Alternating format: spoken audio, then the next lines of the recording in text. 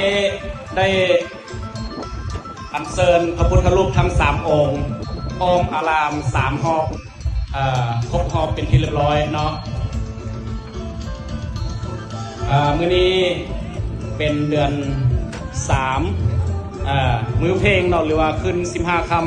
ำมื้อนี้เป็นวันมะฆามูซาได้เนาะได้อัญเชิญเอาพระพุทธรูปเข้ามาสู่ของธรรมซึ่งว่าองค์ประธานองค์ใหญ่นำโดยเจ้าสถาแม่นปอของแก้วไซสงครามเนาะอดีตเจ้าแขวงบุรีรัมย์ไซ2 สมัยปัจจุบันนี้เพิ่นขึ้นประโยชน์ศูนย์กลางเนาะเป็นประธานสถาบันวิทยาศาสตร์เศรษฐกิจและสังคมแห่งชาติเนาะและเห็นภาพข่าวเพิ่นก็ได้ลงสมัครเป็นผู้แทน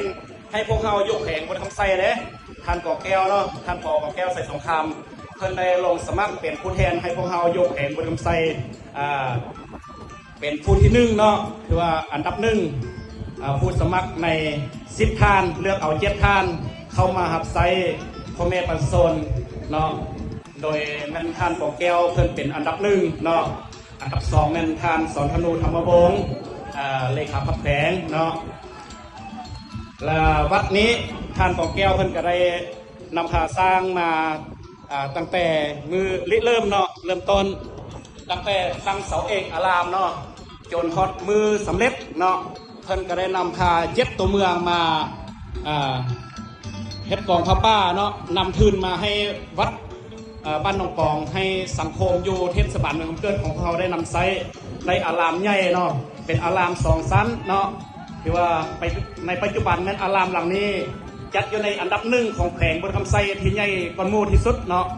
ฉะนั้นได้เชิญพระเจ้าองค์หลวงทั้ง3 องค์เนาะรูปเหมือนพระเจ้าองค์หลวงมาบรรจุไว้ที่วัดพุทธสมิทธามบ้านหนองปองเนาะในนั้นท่านปอของแก้วไซสงครามเพิ่นได้เป็นเจ้าศรัทธาองค์ประธานเนาะตอนนี้ศรัทธาของพวกเราค่อยยกให้ค่อยๆยกระมัดระวังจะให้มันมีการบาดเจ็บเนาะพร้อมกันจับเพชรทรายของพวกเราทรายสกัดยกขึ้นมาเลยเนาะเป็นพระทองคำสำริดเนาะเอาผู้ใดได้ยกได้โจทย์พระพุทธรูปก็ขอให้ได้บุญหลายๆเด้อขอให้มีสุขภาพแข็งแรงเนาะมีเงินมีคำหลายๆเรือกินเรือไส้ขอให้ขาดกินขาดทานเนาะสุขภาพแข็งแรงเมื่อทุกคนที่มาร่วมในวันนี้ผู้ใดบริยกหรือเทคนิคได้มาร่วมก็ขอให้อยู่ดีมีแรงเนาะทุกคนที่มีจิตใจศรัทธาที่มาร่วมกันนี่ก็ขอให้มีสุขภาพแข็งแรงร่ำรวยเนาะเข้ามาแล้วเข้ามาสู่วัดบ้านหนองปองของเราเนาะสักการะแห่งหน้าเนาะ